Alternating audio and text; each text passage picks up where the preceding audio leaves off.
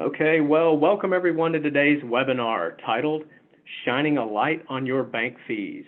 This is Brian from Strategic Treasurer, and we're pleased you could join us as we consider the complexity of bank fees and how they can be better managed to save your organization money.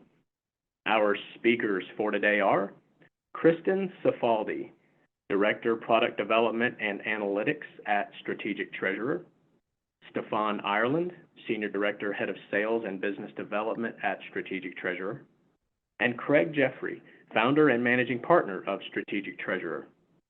Welcome, Christin, Stephan, and Craig, and I'll now turn the presentation over to you. Thanks, Brian, and welcome, everyone. Thanks for spending half hour of your day talking about bank fees and shining a light on the bank fees. Craig Jeffery, as you could tell from the picture. I'm going to give a bit of an overview. I'm glad to be here with Stephan and Christin. So this is our agenda. We're going to discuss the complexity of bank fees. There's a lot of challenges with having, common languages and terms. There's a plethora of different codes. There's a number of things that create confusion, and it's also an area that's oftentimes ignored by companies. But you're here and you're listening, so that's good news. The earnings credit rate is a key factor that's used to apply value to the balances that are left there and used to offset fees. And that's oftentimes tied to the Fed funds rate or other rates, which we've had a couple declines, a 50 basis point decline and a 25 basis point decline. So that's changing. That makes a difference for how much your balances now pay for bank fees. So you might be having to pay for more of those fees directly with the hard charges. Then we'll spend a little bit of time on successfully managing bank fees. This is our view of how you can do that. We have a service and we have a system that helps organizations better manage and monitor and analyze their bank fees. And so there's some components with that from a system and a process standpoint to help companies be efficient, be good buyers and custodians and users of bank fees. And then finally, Christin and Stephan have 4 key takeaways to leave you at the end of our time. So that's our discussion. That's our agenda. And let's begin. And Stephan, why don't you kick us off with some of the key facts that we need to think about here? I'd love to do that. Hi, everybody. I'm delighted to be here today. So key facts about bank fees, specifically in the US. So as you can hear, I'm probably not from the US. And for me, the first time I came here, I just look at bank fees, and it's been now 10 to 15 years I'm looking at bank fees in the US. And they just sounded like a foreign language. I did some research. It takes 3,000 words actually to achieve a kind of a basic fluency in a language. So guess what? The first key fact is that there is more than 2,500 AFP codes for US only. So how do you want to get, see clear in all this? As a reference, global AFP codes, about 800 to 900 AFP codes. The difference is that bank fees in the rest of the world is probably more easy, but also less transparent.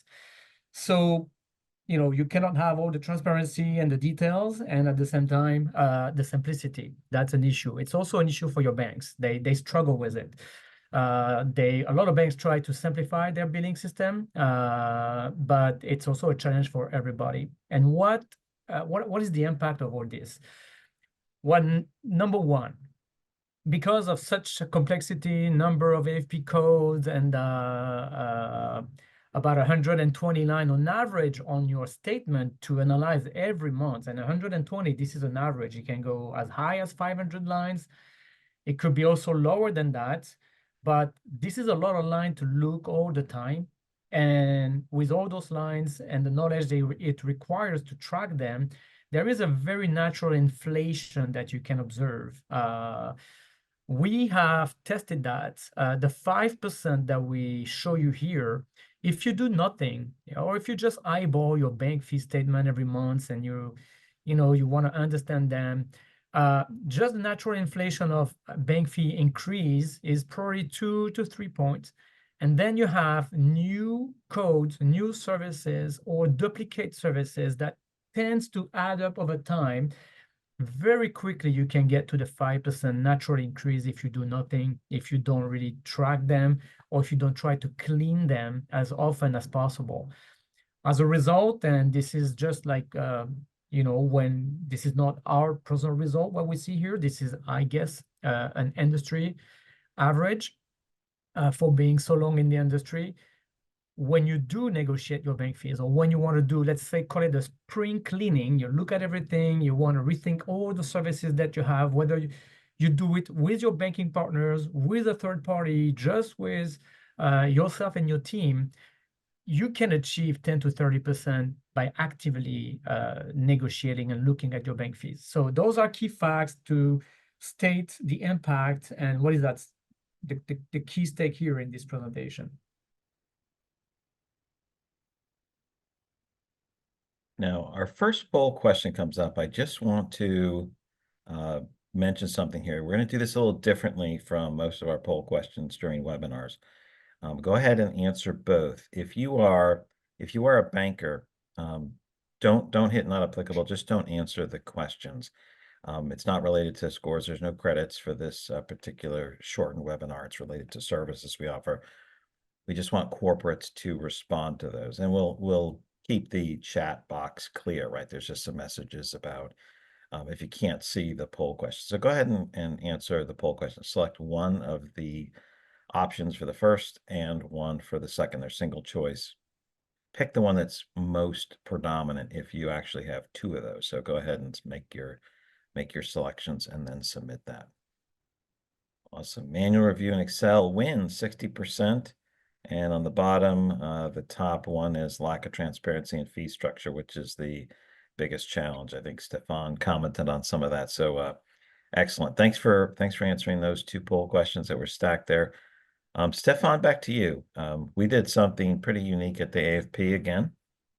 True. And as you can see, you're not surprised maybe by those results because they look quite similar with the poll we just made.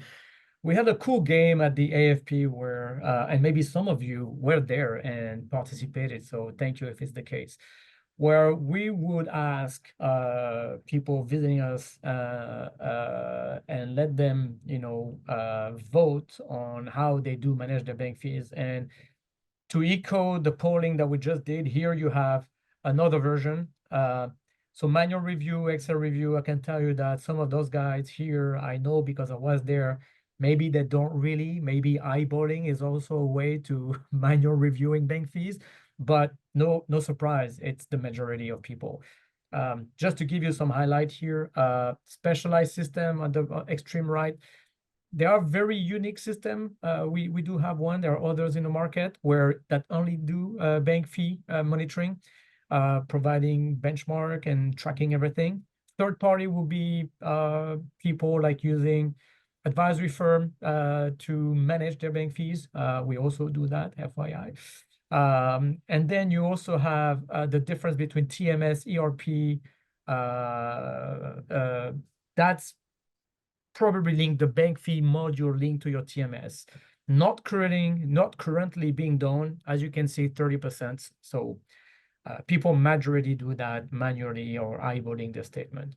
So that's the feedback from AFP. And I'll leave it to you now. I think it's Christine. Yeah, thank you, Stephan. So part of what we want to cover here today, we're shining a light on bank fees. And as many of you may or may not know or have come across, AFP codes are and can be inaccurate and unreliable. So there's no standard requirements on how those codes are implemented across banks. And banks work with AFP to help set them and get them going. But once it's inside the system, we're working with, everybody's got their own systems. Some folks have many systems due to mergers and acquisitions or spinoffs. There's no enforcement of how they're implemented. The AFP just isn't staffed to do that. We often notice when we go through bank fee codes for our database that 999 catch-all codes are frequently used for items and Those are definitely not uniforms across banks. And you just can't implicitly rely upon the accuracy of the AFP codes if you're trying to get an apples to apples comparison across your own banks that you're using, or if you're doing an RFP, a competitive RFP process to refresh your banking vendors or maybe compare prices that way. It's not something that you should totally be reliant on when you're using AFP codes. You should use those only as a general guide.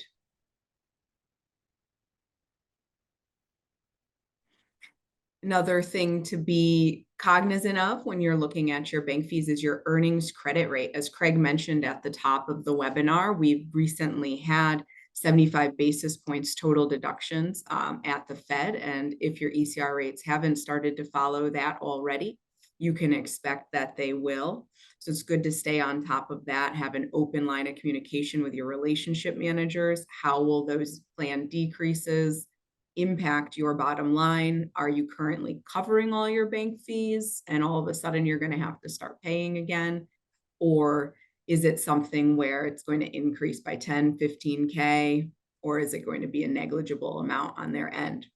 There's also other short-term options that you can investigate, including money market funds, sweeping, hybrid accounts that combine ECR and hard interest, keeping in mind the tax benefits of ECR, just discussing that with the relationship manager to make a structure that works best for your company.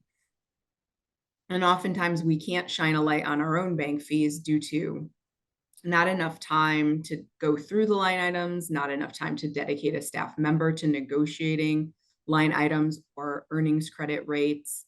And as we've mentioned a couple times, those rates have that natural 5% inflation. They will revert back over time if they're not watched carefully, even if they have been negotiated in the past.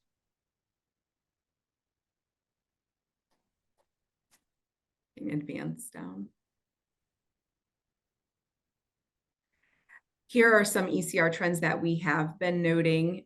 So those are the quarterly rates from 2023 to 2024. And you can see that our mean and our first quartile are starting to drift downward. Those third quartile, those are those kind of unusually high rates, are still creeping up as of the end of this year. So they haven't quite got on with the Fed funds adjustment at those upper echelons, but we can see that the mean is drifting downward, as is our lower ends. And we can see also when we have a comparable rate to the ECR, our comparable rates contain 12 different market points, various mutual funds and government institutional funds that are traded, treasury bills, and money market funds are going into that calculation. You can see the spread there between an average comparable rate to the ECR. So this is the difference you might be missing if you're not using those overnight investment vehicles. And we can advance. And managing your bank fees, multifaceted approach is the way to go. You have options. You can bilaterally negotiate with each bank if you're trying to rein in cost, or you can use an RFP approach. And this is maybe formally with your procurement department, or informal, just reaching out to your bankers and seeing what's going on there. You can also evaluate internal considerations. Are there repairs and errors that could be fixed with simple internal processes? Do we have a wire template that's out of whack? Is there a vendor that needs to be trained to send, checks to the right routing address? They're always bouncing back and around. Keeping your eye on accounts, and for security, closing accounts when they're not being used or underutilized, combining accounts. And we've already mentioned reviewing how that overnight money is invested. Keeping those open lines of communication with those relationship managers, can't stress that enough. They're going to help work for you. They want to keep your business at the bank. And it's good to stay on top of new products and other industry trends that could also perhaps be money saving or more efficient on your staff's time. And then lastly, if you've got no time, super limited staff, which we all know many, many folks in Treasury face this issue, you can seek third-party help. And Our help will examine each line item. We benchmark across industry standards that are appropriate to the client to come up with a price range and also perform banking structure assessments here. And this is just a quick example of the dashboard of our Feenix online portal that helps folks track their bank fees. And you can see that we have different proportional ways of folks to be able to view their bank fees, waterfall charts, got that tree map in the middle. We're tracking ECR, your spend, and it's a customizable dashboard and report through a business intelligence tool. I don't know, Stephan, if you wanted to add a little bit about how you've seen clients use this. Sure. You know what, here, this is just one of a few samples of the analysis that you have, but I think it's such a volatile topic that month-to-month analysis and tracking variances, new services, increase in price is great. Of course, dashboard, they do that. This one does it for sure. There is also something important if you have a tool or if you build something with Excel, macro, and things like this. With Excel can, you know, fall apart sometimes, but the volumes can tell you things about your own organizations. It's not just about pricing, etc. Those bank analysis statements, they are very useful to understand what's happening in your own organization. Checks or the log boxes, and you know, the number of time people are downloading files and it costs you each time, and then you realize that someone in one branch is doing this very often. So it's worthwhile having a look, and in those dashboards, that's what you're gonna, that's what you should be receiving, a kind of a big picture and also in-depth analysis on a month-to-month basis, ultimately providing also benchmark and fee comparison. Craig, if you're talking to you're me, muted. A couple of things came to mind as the two of you described this. You know, we use graphics, statistics, charting, different ways to help us analyze things better, as opposed to just a list of pure numbers. And for each person, that can differ. And so you may have your favorite charts. And the fact that there's flexibility is very helpful, because, you know, a picture can be worth 1,000 words, a word can be worth dozens of pictures. I'll point out a couple things. On the lower left, you see the past 3 months, as Christin mentioned, there's the history, you know, going down, the pricing is changing over time, and you can certainly drill into that. The tree map in the middle, this is broken out by family groups. You've got collections taking up this box. Hopefully you can see the mouse moving around. And so you can say, well, that's the biggest group. And then the biggest within that is lockbox, remote deposit capture, branch deposits. You can see that. And then you can get into the numbers. And so, and that's different from the online portal and disbursements.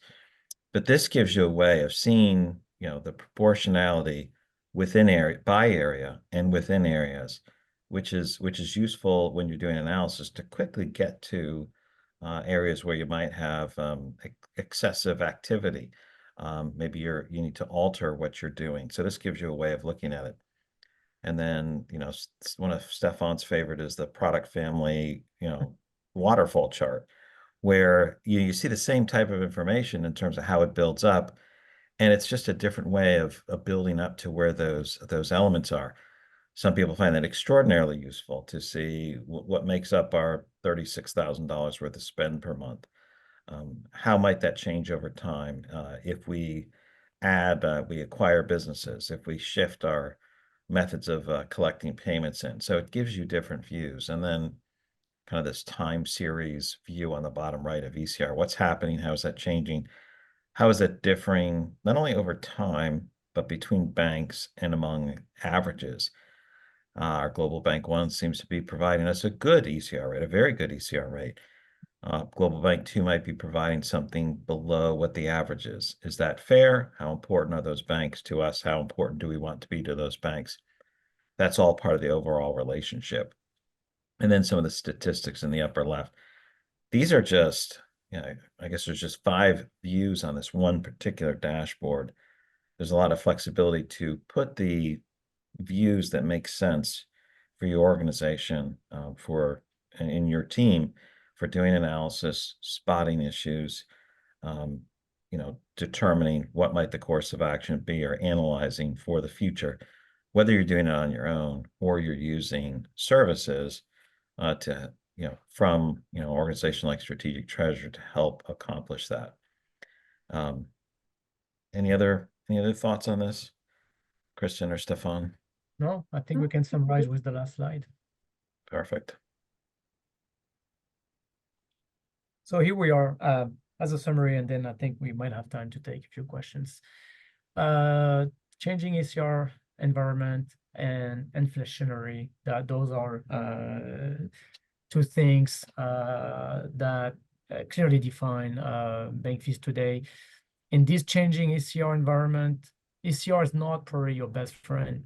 Sometimes we think it's good. We don't pay bank fees because ECR covers it all, but ECR is not the most efficient. It's great, probably it's tax efficient, but at the end of the day, when Fed rates were at 0, ECR was somehow 0 to 5, 10, 15 basis points, where Fed rates were at 5%, where ECR were probably on average around, average 2.5.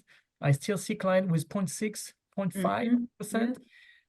But we also had client having 400 basis point, or if at the end of the day, you still have a gap of 50 to 100 basis point, 1% on 17 million, 20 million average balances.